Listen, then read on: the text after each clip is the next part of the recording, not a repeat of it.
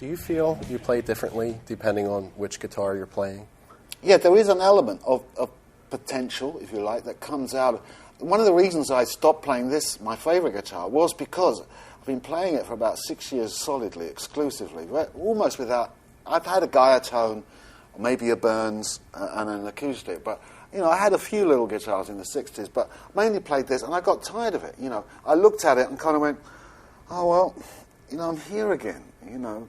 And after the Yes album, which, you know, I thought was a fantastic record, I really, you know, misguidedly or not, I was still searching for the sound.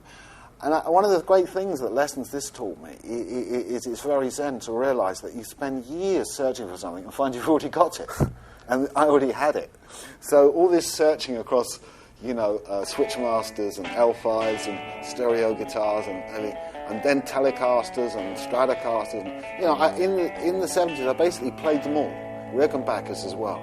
And I did that because I wanted to make sure, well, that's a lie, really. I was still searching for the sound I already had. And when I came back to this to do lead breaks and solos, which I did very often on those records, and Heart of the Sunrise was on this, and various parts of... Lots of Yes albums were after the Yes album.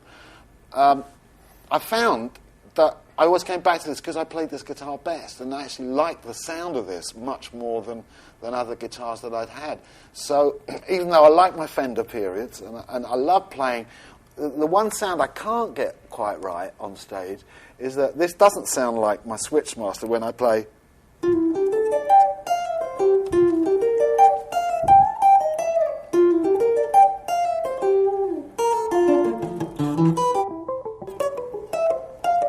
It doesn't sound like it, and that's disappointing. So to get the actual sound that I used on that, I had to use that guitar because a 3-pickup Gibson with an all switch, you know, an all position, will give you the sound I got there, which is, I call it gulpy, you know, it's got a sort of hollowness in the middle. But it's great, you know, it's a great sound, but you can't get it on this guitar. I'm experimenting with VG, you know, 88, because although at first, you know, I really liked it, I thought it was a threatening kind of idea to have a virtual guitar in a box that you could select all these sounds. But actually it's me, it's got my name written on it, it's the kind of thing I do like. So after years of advocating more of a straight guitar sound, guitar in amp sort of sound, you know, I'm now building into it. In the future I will be using VG more.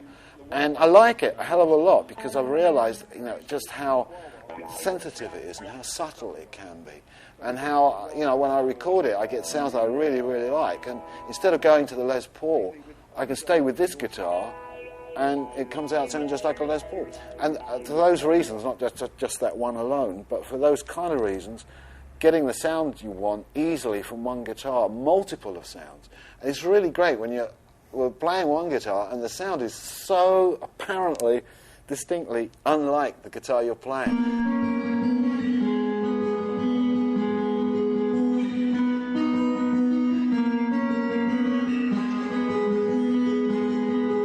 Things about all instruments is not so much how you play things or what you play, but it's all about sound.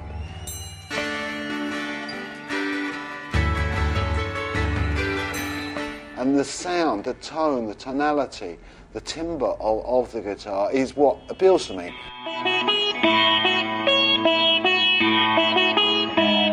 I think a guitar has to be beautiful. Music, sorry, but I'm going to say something really unpopular now. Music has to be beautiful, otherwise don't play it to me.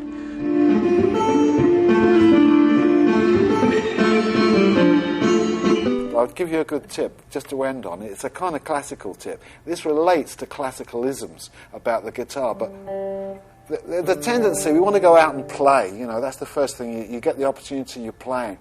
But if you can come back from that, and hold back from that, instead of playing like this, but you play like this.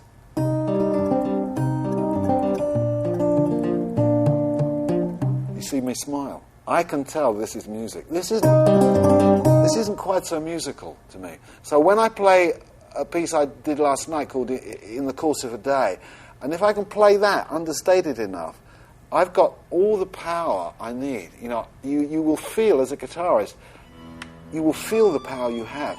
but only when you take that power, not when you're driven by it. If you're just driven by the power, you'll play hard down, nose down, raving. But sometimes, particularly if you're playing a solo and you get lucky to be invited to play on your own, that's when you'll remember what I've said, and it's good advice. You've got to let the instrument play you more than you play it, because there's no sound in the guitar when you play it. When you let the guitar sing, rock, roll on its own, then you get the sound you want and you get the control you need to create dynamics. Because playing without dynamics is a yawn, you know. It's just too boring for words. So you've got to get dynamics in your playing, and to do that, you have to, you know, actually get a relationship going with the dynamics of the guitar. So Mood for a Day was a great example of that, how I had to, all at once really, record a Spanish guitar, not something I'd done a great deal of ever in my life, and I had to try and play it gently. I probably play Mood for a Day gentlier than I did on the recording, because I've learnt more about the tone that I want. So it's all about, you know, having some room, somewhere to go. It's like a car. If you get it and you just drive at 70 miles an hour, that's it. But, you know, you do have to get there. You have to get up to speed. And I think for a musician, speed isn't really interesting, but smoothness is.